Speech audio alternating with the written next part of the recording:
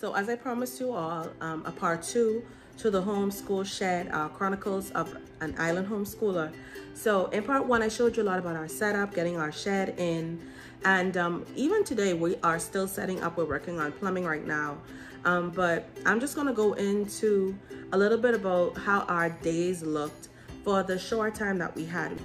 So we started with prayer and a little devotional thought, and then I would have Mitchie work on something independently while I would do calendar with Nathan, and then set Nathan with his phonics work while I would make sure that Mitchie was set in what he was doing and work with Mitchie. But it's interesting though how many things I learned, because I thought of myself to be a very creative teacher in the classroom, and I would, just try to do things differently.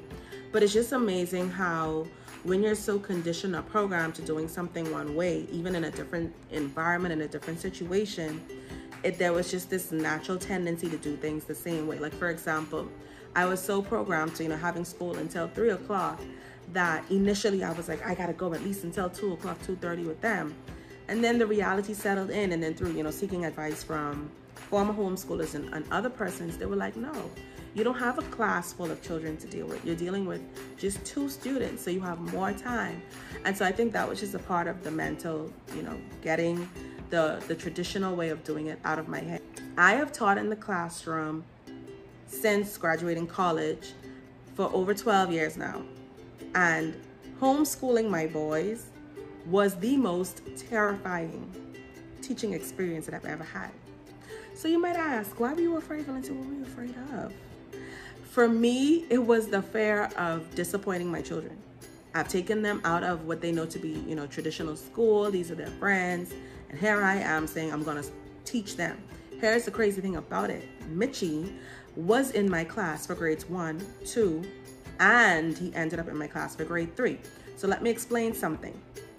The school that we were at is a multi-grade school. I'm going to talk about that in a whole other video.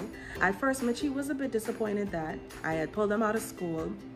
He was like, why can't we just go back? Why can't you just go back and teach there? Until one day, he woke up and he had read something in Diary of a Wimpy Kid the night before. And he was like, oh, I get it now.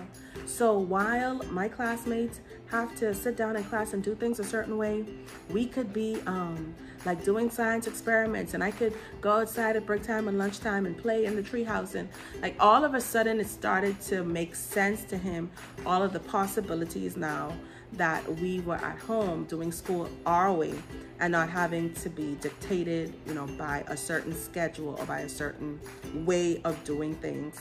And since that happened, all of our days was so much better, I think, because the atmosphere was a little lighter. It took a whole lot of pressure off of me, and it just made things go a little smoother. So I'm just gonna show you some clips and videos of the things that we've been up to during our time of homeschooling before summer break.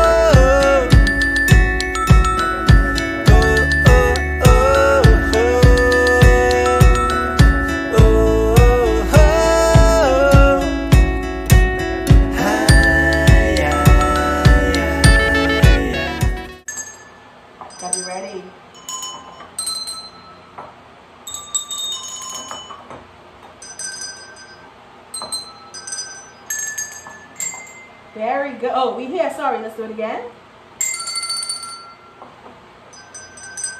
Well, we were supposed to do that. Oh, you're right. Okay, so let's go back here. So Nathan, the second time we do the bottom section. Ready? Let's go.